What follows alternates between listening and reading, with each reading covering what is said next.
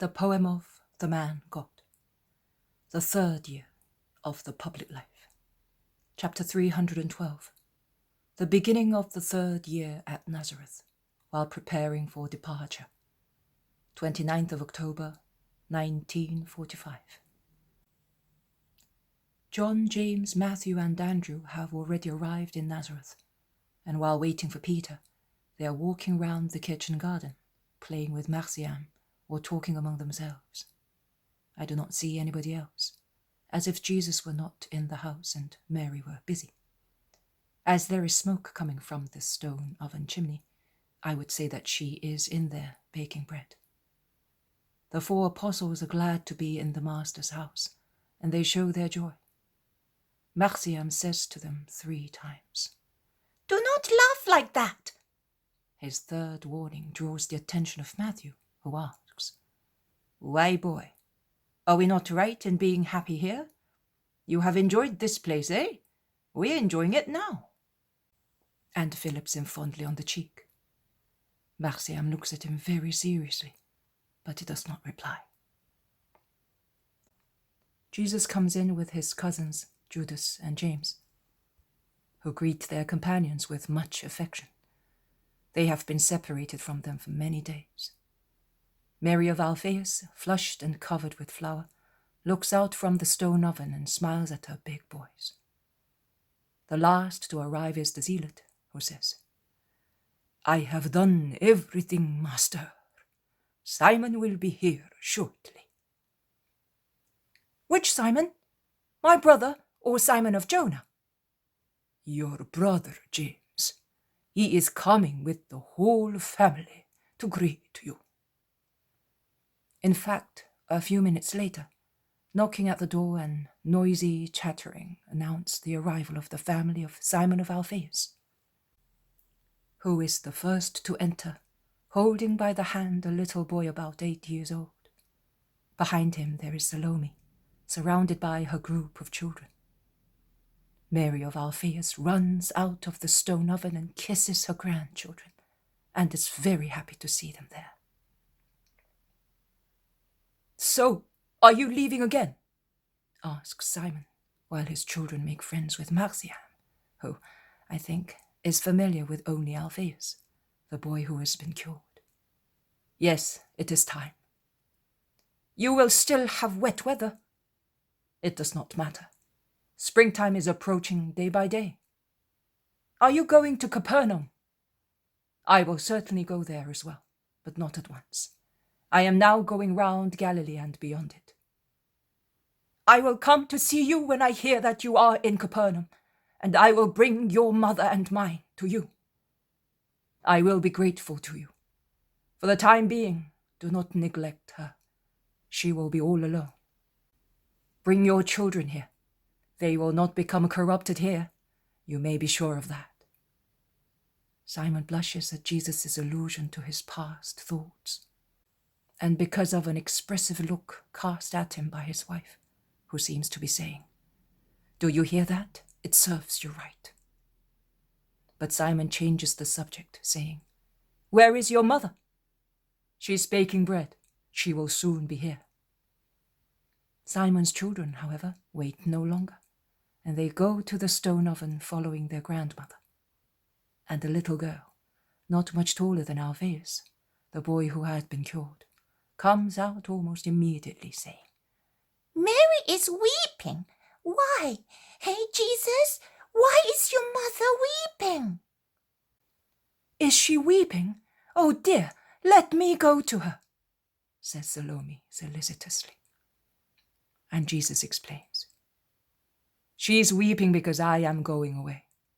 But you will come and keep her company, will you not? She will teach you how to embroider and you will make her happy. Will you promise me?" "I will come too, now that my father lets me come," says Alphaeus, eating a hot bun which has just been given to him. But although the bun is so hot that he can hardly hold it with his fingers, I think it is ice cold compared to the heat suffered by Simon of Alphaeus, who blushes with shame at the words of his little boy. although it is a rather cold winter morning, with a northern breeze blowing away the clouds in the sky and making one's skin tingle. Simon is sweating profusely, as if it were summertime. But Jesus pretends not to notice it, and the apostles pretend they are interested in what Simon's children are saying. And so the incident is over. And Simon can collect himself and ask Jesus why all the apostles are not there. Simon of Jonah is about to arrive. The others will join me at the right moment. It has all been settled. All of them? Yes. Also Judas of Kerioth? Yes. Jesus, come with me for a moment, begs his cousin Simon. And once they have moved away towards the end of the kitchen garden, Simon asks, But do you really know who is Judas of Simon? He's an Israelite. Nothing more, nothing less. Oh, you are not going to tell me. He's on the point of getting excited and raising his voice. But Jesus calms him, interrupting him and laying a hand on his shoulder, saying, He is what prevailing ideas and those who approach him have made him. Because, for instance, if he had found an upright soul and an intelligent mind in everybody here, and he lays stress on the words, he would not have been anxious to sin. But he did not find them. On the contrary, he found an entirely human element, to which he adapted most comfortably in his very human ego, which dreams and works for me and sees in me the King of Israel in the human meaning of the word, as you dream and would like to see me, and for whom you would feel inclined to work. And your brother Joseph with you, as well as Levi, the head of the synagogue in Nazareth, and Matthias and Simon, and Matthias and Benjamin, and Jacob, and, with the exception of the 3 or 4 people, everybody in Nazareth. And not only in Nazareth, he has difficulty in perfecting himself, because you all contribute to his perversion. He is the weakest of my apostles, but for the time being, he is but a weak apostle. His impulses are good, his intentions are honest, and he loves me. He loves me in a devious way, but it is still love. You do not help him to separate these good qualities from the bad ones that form his ego. On the contrary, you aggravate them by adding to them your own incredulity and human limitations. But let us go home. The others have gone there ahead of us. Simon follows him and looks a little humiliated. They are almost on the threshold when he holds back Jesus and says, Brother, are you angry with me? No, I am not. But I am endeavoring to perfect you, as I do with all the other disciples. Did you not say that you wanted to be one?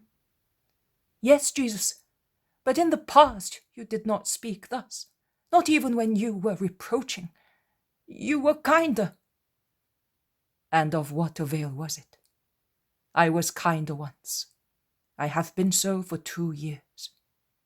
Everybody here has become loose, resting on my patience and kindness, or has sharpened teeth and nails. You have all taken advantage of my love to harm me. Is it not so? Yes, it is. It is true. So, will you no longer be good? I will be just. And even so, I shall be such as you do not deserve. You people of Israel, who will not acknowledge me as the promised Messiah. They go into the little room that is so crowded with people that the apostles had to move into the kitchen and into Joseph's workshop, with the exception of Alphaeus' 2 sons, who have remained with their mother and sister-in-law. The latter are joined by Mary, who comes in holding little Alphaeus by the hand. Mary's face shows clear signs of weeping. While she is about to reply to Simon, who assures her that he will come to see her every day, a cart is proceeding along the little street with such a clanging of harness bells that it draws the attention of Alphaeus's children, and the door is opened at the same time as they hear knocking outside. Simon Peter's merry face appears. He is still sitting on the cart, knocking at the door with the handle of the whip. Beside him, shy but smiling, there is Porphyria, sitting on cases and boxes, as on a throne. Marciam runs out and climbs on the cart to greet his adoptive mother. The others also come out, including Jesus. Master, here I am. I brought my wife on this cart, as she is not fit for long walks. Mary, may the Lord be with you, and with you, Mary of Alphaeus. He looks at everybody while getting off the vehicle and helps his wife to get off and greets them all together. They would like to help him unload the cart, but he objects resolutely. Later, he says, and without ceremony, he goes to the large door of Joseph's workshop and opens it wide, endeavoring to take the cart in as it is. But it cannot go in, of course. However, the maneuver helps to distract the attention of the guests and make them understand that they are not wanted. And in fact, Simon of Alphaeus takes leave with all his family. Oh, now that we are by ourselves, let us attend to our business, says Simon of Jonah, driving back the donkey, which is making a dreadful noise, covered as it is with harness bells, so much so that James of Zebedee cannot help laughing and asks, "Where did you find it, harnessed like that?"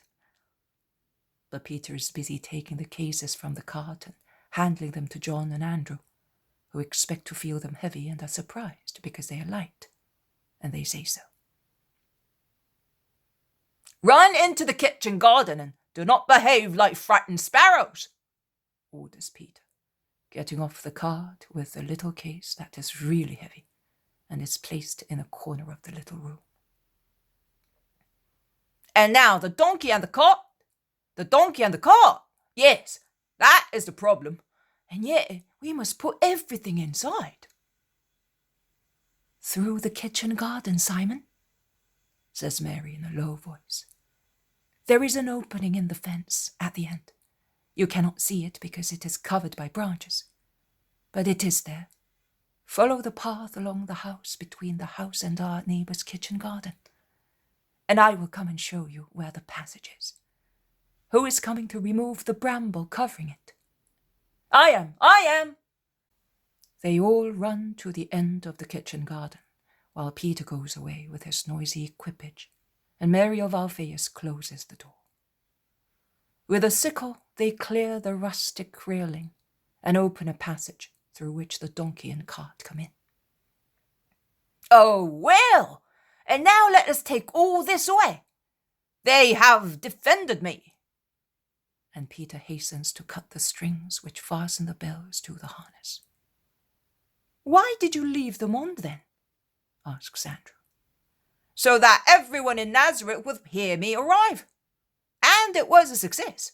I am now taking them off, so that no one in Nazareth may hear us depart. And that is why I loaded the cart with empty cases. We will leave with full ones, and no one, should anybody see us, will be surprised seeing a woman sitting beside me on the cases. Our friend, the one who is far away from us just now, boasts that he has a good practical sense, but I have it too when I want." "Excuse me, brother, why is all this necessary?" asks Andrew, who has watered the donkey and taken it to the rustic wood store near the stone oven. "What? Don't you know? Master, do they not know yet?" "No, Simon, I was waiting for you. Come into the workshop, all of you. The women are all right where they are. You did the right thing in doing what you did, Simon of Jonah. They go into the workshop, while Porphyria with the boy and the 2 Marys remain in the house. I wanted you here because you must help me to send John and Syntyche away, very far away. I decided so at the Feast of the Tabernacles. You have clearly seen that it was not possible to keep them with us. Neither can we keep them here without risking their peace. As usual, Lazarus of Bethany is helping me in this plan. They have already been informed. Simon Peter was told a few days ago. You are being informed now. We are leaving Nazareth tonight, even if it should rain or be windy instead of moonlight of the first quarter. We should have left already, but I suppose that Simon of Jonah must have had difficulties in finding transport. I did indeed. I was almost giving up hope. But at long last I got it from a slimy Greek in Tiberias, and it will be useful. Yes, it will be very useful, particularly for John of Endor. Where is he? I've not seen him, asks Peter. In his room with Syntyche. And how did he take it? Asks Peter again. Very sorrowfully, also the woman. And you as well, master. Your forehead is furrowed with a wrinkle which was not there before, and your eyes are sad and severe, remarks John. It is true, I am deeply grieved. But let us speak of what we have to do. Listen to me carefully, because we shall have to part. We will leave this evening, halfway through the first watch. We shall leave like people who run away, because they are guilty. But we are not going away to do anything wrong. Neither are we escaping because we have done it. We are going away to prevent other people from harming those who would not be strong enough to bear it. So, we are leaving. We will go via Sepphoris. We will stop in a house halfway, and then leave at dawn. It is a house with many porches for animals. There are shepherds there who are friends of Isaac. I know them. They will give me hospitality without asking any questions. Then we must reach Jiphthahel by evening and rest there. Do you think the donkey will be able to do it? Certainly. That crafty Greek made me pay for it, but he gave me a good strong animal. Very good.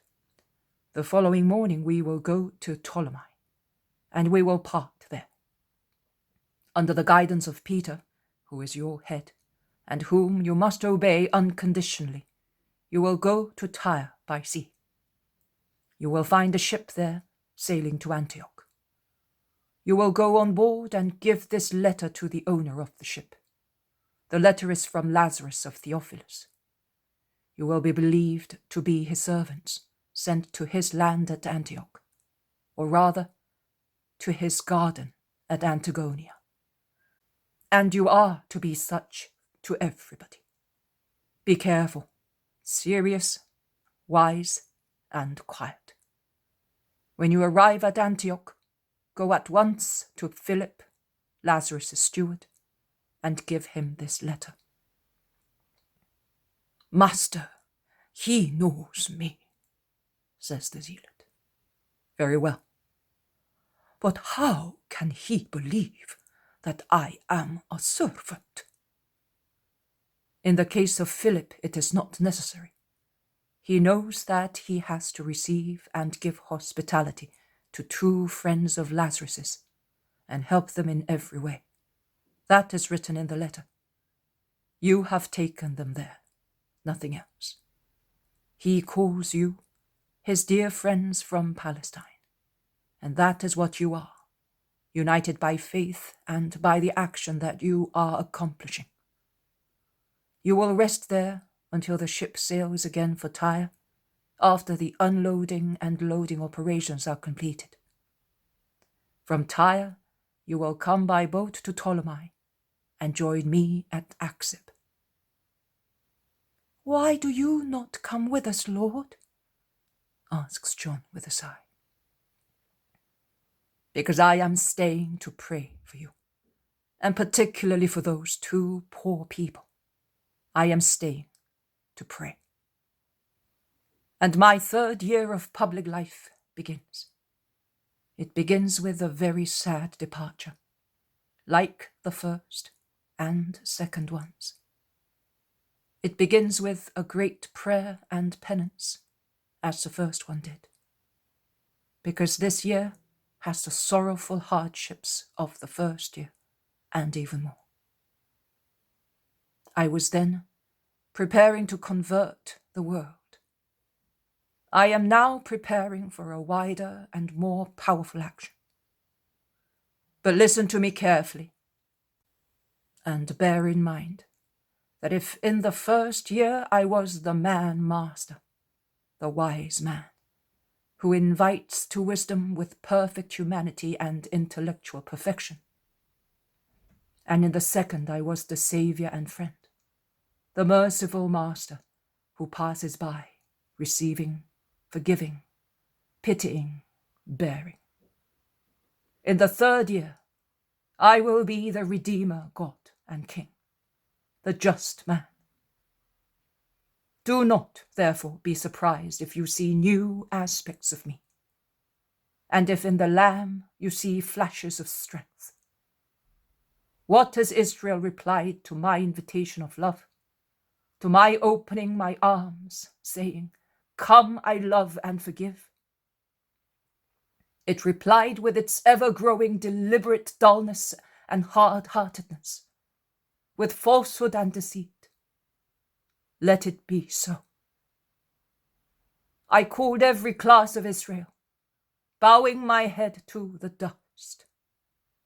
They spat on holiness that humbled itself. I invited them to become holy.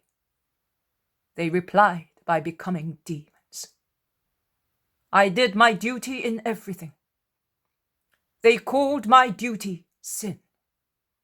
I was silent. They called my silence a proof of guilt.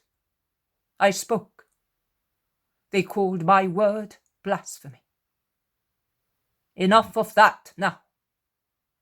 They gave me no peace. They granted me no joy. And my joy consisted in bringing up in the life of the Spirit the newborn to grace. They lie in wait for them, and I have to tear them from my chest, causing them and myself the grief of parents and children torn from one another, in order to save them from evil-minded Israel. They, the mighty ones in Israel, who call themselves sanctifiers and boast of being so, prevent me, would like to prevent me from saving souls and from taking delight in those I have saved. I have now had for many months Levi a publican as a friend and at my service, and the world can see whether Matthew is scandal or emulation. But the charge stands, and it will stand for Mary of Lazarus, and for all the others I will save. That is enough. I will go my way, which is more and more difficult and wet with tears. I am going. Not one of my tears will fall in vain. They cry to my Father. And later, a much more powerful humor will cry, I am going. Let those who love me follow me, and be virile, because the severe hour is coming. I will not stop. Nothing will stop me. Neither will they stop. But woe betide them. Woe to them. Woe to those for whom love becomes justice. The sign of the new time will be of severe justice for all those who are obstinate in their sin against the words of the Lord and the action of the word of the Lord. Jesus seems a punishing archangel. His eyes are so bright that I would say that they are like flames against a smoky wall. Even his voice seems to be bright, as it has shrill tones of bronze and silver, struck violently. The 8 apostles have turned pale, and have almost become small for fear. Jesus looks at them, full of pity and love. He says, I am not referring to you, my friends. These threats are not for you. You are my apostles, and I chose you. His voice has become kind and deep. He concludes, let us go into the house. Let us make the 2 persecuted disciples feel that we love them more than ourselves. And I would remind you that they believe they are leaving to prepare my way in Antioch. Come.